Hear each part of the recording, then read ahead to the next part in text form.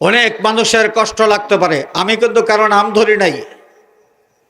কোনো বক্তা যদি তার বক্তব্যের মধ্যে আমার নবীজিকে কাউবয় বলে থাকেন, আমি তাকে উদ্দেশ্য করে বলছি, সে যেই হোক, সে যেই হোক, দুনিয়ার মানুষ তাকে দেবতা মনে করতে পারে, আমি তাকে ইমানদার মনে করি না। কাউবয় মানে গরু রাখাল। আল্লাহর নবী গরু পাইলেন কই? প্রথমত এটা হচ্ছে তার একটা মিথ্যা কথা। সে নবীজিকে বলেছে, আল্লাহর নবী ওই যে খাদিজাতুল কুবরা রাদিয়াল্লাহু তাআলার সাথে বিবাহ শাদী হওয়ার পরে তিনি সম্পদশালী হয়েছিলেন, এর আগে তিনি কাউবয় ছিলেন। নাউজুবিল্লাহ বলেন। ডিকশনারি খুলে দেখেন, ডিকশনারি। কাউবয় মানে কি? কাউবয় মানে একদিক থেকে হলো গরু রাখাল, আরেক দিক থেকে হলো লম্পট, যার চরিত্রের কোনো ঠিক নাই। আরেক দিক হলো যেই লোকটা বাটপার। বাটপার এই অর্থ বোঝানোর জন্য কাউবয় ব্যবহার করা হয়ে থাকে। তাহলে আপনারা চিন্তা করুন, যেই লোকটা আমার নবীর রাখাল ছিলেন, এইটা বোঝানোর জন্যে কাউবয় এই ইংরেজি শব্দটা ব্যবহার করলো। আরে বেটা, ইংরেজি শব্দ তুমি ব্যবহার করেছ, তুমি নিজেকে আধুনিক হিসেবে তুলে ধরতে পেরেছ, কিন্তু তুমি কি জানো তোমার ইমানের 12টা তুমি বাজিয়ে দিয়েছ এবং জনগণকেও বেঈমান বানানোর জন্য তুমি পায়তারা করতেছো। একবার বলেছিল সিক্স প্যাক, এখন আবার শুরু হয়েছে নবীজিকে কাউবয় বলে। এই যে দাজ্জালুনা কাজ্জাবুনা নবীর শানে বেয়াদবি করে তাফসীরুল কোরআন মাহফিলের নামে তারা গলাবাজি করবে, এরা নিজেরা বেঈমান এবং আরো মানুষকে বেঈমান বানিয়ে ছাড়বে।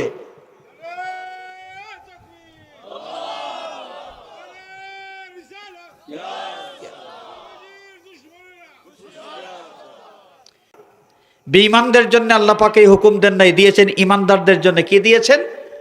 লা তাকুলু রাইনা ওয়া কুলু যুরনা ওয়াসমাউ। ওরে ইমানদারেরা, আমার বন্ধুর মজলিসে বসে, মাহফিলে বসে যখন তোমাদের কিছু জানতে চাওয়ার প্রয়োজন হতো, এতদিন পর্যন্ত নিয়ম ছিল তোমরা রাইনা বলতে, রাইনা শব্দটা ব্যবহার করতে।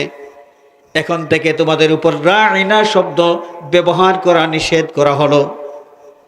এখন থেকে বলতে হবে উনজুরনা ইয়া রাসূলুল্লাহ, ইয়া রাসূলুল্লাহ আমার দিকে খেয়াল দেন, আমার দিকে তাকান। রাইনা বলা যাবে না। কেন? এই এমন একটা শব্দ, যেই শব্দের একাধিক অর্থ আছে। একটা অর্থ নবীর শানের সাথে খাপ খায়, কিন্তু আরেকটা অর্থ আছে নবীর শানের সাথে বেমানান, শানের খেলাফ। এমন কোন শব্দ নবীর শানে ব্যবহার করা আল্লাহ রাব্বুল আলামিন ইমানদারদের জন্য হারাম করে দিয়েছেন। কেউ যদি বেঈমান হয়, মুনাফিক হয়, তার কথা আলাদা, কিন্তু ইমানদার যদি কেউ হয়, তাহলে আল্লাহর নবীর শানে এমন কোনো শব্দ ব্যবহার করতে পারবে না যেই শব্দের মধ্যে নেগেটিভ অর্থও আছে, পজিটিভ অর্থও আছে। রাসূলুল্লাহ সাল্লাল্লাহু আলাইহি ওয়াসাল্লাম দুম্বা চড়াইতেন, এটা সত্য। দুম্বা চড়াইতেন, এটা সত্য। কাউবয় মানে কি? গরু রাখাল। কাউবয় মানে গরু রাখাল। আল্লাহর নবী গরু পাইলেন কই? প্রথমত এটা হচ্ছে তার একটা মিথ্যা কথা। সে নবীজিকে বলেছে, আল্লাহর নবী ওই যে খাদিজাতুল কুবরা রাদিয়াল্লাহু তাআলার সাথে বিবাহ শাদী হওয়ার পরে তিনি সম্পদশালী হয়েছিলেন, এর আগে তিনি কাউবয় ছিলেন। নাউজুবিল্লাহ বলেন। ডিকশনারি খুলে দেখেন, ডিকশনারি। কাউবয় মানে কি? কাউবয় মানে একদিক থেকে হলো গরু রাখাল, আরেক দিক থেকে হলো লম্পট, যার চরিত্রের কোনো ঠিক নাই। আরেক দিক হলো যেই লোকটা বাটপার। বাটপার এই অর্থ বোঝানোর জন্য কাউবয় ব্যবহার করা হয়ে থাকে। তাহলে আপনারা চিন্তা করুন, যেই লোকটা আমার নবীর রাখাল ছিলেন, এইটা বোঝানোর জন্যে কাউবয় এই ইংরেজি শব্দটা ব্যবহার করলো। আরে বেটা, ইংরেজি শব্দ তুমি ব্যবহার করেছ, তুমি নিজেকে আধুনিক হিসেবে তুলে ধরতে পেরেছ, কিন্তু তুমি কি জানো তোমার ইমানের 12টা তুমি বাজিয়ে দিয়েছ এবং জনগণকেও বেঈমান বানানোর জন্য তুমি পায়তারা করতেছো। একবার বলেছিল সিক্স প্যাক, এখন আবার শুরু হয়েছে নবীজিকে কাউবয় বলে। এই যে দাজ্জালুনা কাজ্জাবুনা নবীর শানে বেয়াদবি করে তাফসীরুল কোরআন মাহফিলের নামে তারা গোলাবাজি করবে, এরা নিজেরা বেঈমান এবং আরো মানুষকে বেঈমান বানিয়ে ছাড়বে।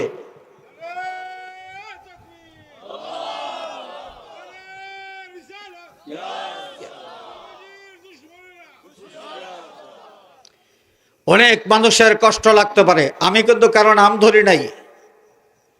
কোন বক্তা যদি তার বক্তব্যের মধ্যে আমার নবীজিকে কাউবয় বলে থাকেন, আমি তাকে উদ্দেশ্য করে বলছি, সে যেই হোক, সে যেই হোক, দুনিয়ার মানুষ তাকে দেখতা মনে করতে পারে, আমি তাকে ইমানদার মনে করি না।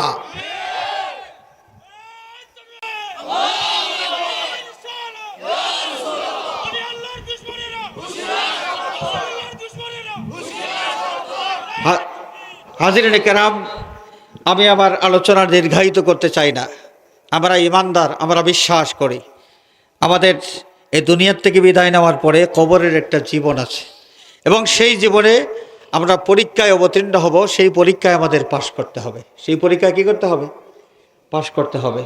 সেই পরীক্ষায় পাশ করতে হলে এই পৃথিবীতে নবীজি সাল্লাল্লাহু আলাইহি ওয়াসাল্লামকে ভালো করে চিনতে হবে। এই আবু জাহেলের মতো মক্কার কুরাইশ বংশের আব্দুল্লাহর বেটা মুহাম্মদ, দুশে গুণে রক্তে মাংসে সাধারণ মানুষের মতোই একজন মানুষ, এই আবু জেহেল মার্কা পরিচয় নিয়ে কবরে গেলে নবী চেনা যাবে না। আল্লাহ পাক তার হাবিবকে যত গুণ দিয়া পৃথিবীতে পাঠিয়েছেন, সেই গুণ সহ এই নবীকে চিনতে হবে। এবং সাহাবায়ে কেরাম যেটা মনে করতেন যে আমার নবীজি তামাম মখলুকাতের মধ্যে বেমিসাল, নবীর সাথে কারো কোনো তুলনা চলে না, নবীর সাথে কারো কোনো তুলনা চলে না। আল্লাহর নবী নিজেও বলেছেন, আইয়ুকুম মিসলি, তোমরা কে আছো আমার মতো। এই প্রশ্নটা হচ্ছে ইস্তেফহামে ইনকারি, অর্থাৎ যে প্রশ্নের মাধ্যমে বিষয়টাকে অস্বীকার করা হয়। তোমরা কে আছো আমার মতো, এর অর্থ হলো তোমরা তো আমার মতো কেউ নেই। সুতরাং আমি যে কাজ অবলীলায় করতে পারি, সেই কাজ করার সামর্থ্য যোগ্যতা তোমাদের তো নাই। সুতরাং আমি যা করি সব কিছুই তোমরা দেখে দেখেই শুরু করবে এবং করতে পারবে, এমনটি তোমরা চিন্তা করতে পারো না। আইয়ুকুম মিসলি, আল্লাহর নবী স্পষ্ট করে বলে দিয়েছেন, ইমানদারদেরকে বলে দিয়েছেন যে ইমানদার তোমরা শোনো, আমি নবী তোমাদের মতো নই। আমার শান, আমার মান, আমার মর্যাদা, আমার যোগ্যতা, আমার শক্তি সামর্থ্য আল্লাহ পাক যা দিয়েছেন, পৃথিবীর কোনো মানুষের সাথে আমার শক্তি সামর্থ্য যোগ্যতার কোনো তুলনা চলে না। এইভাবে আকীদা নিয়া যদি নবীর মহব্বত, নবীর আদব, নবীর তাজিম অন্তরে নিয়া পৃথিবীতে নবীর শরীয়ত মেনে চলতে পারি, নবীর তরিকা, নবীর দিন মেনে চলতে পারি, কবরে যাওয়ার পরে আমরা নবী দেখলে পরিচয় করতে পারবো এবং এই কবরের পরীক্ষায় পাশ করতে পারবো। আল্লাহ রাব্বুল আলামিন আমাদের সকলকে সত্যিকারের একজন আশিক রাসূল হিসেবে পৃথিবীতে জীবনযাপন করার তৌফিক যেন দান করেন। সবাই বলি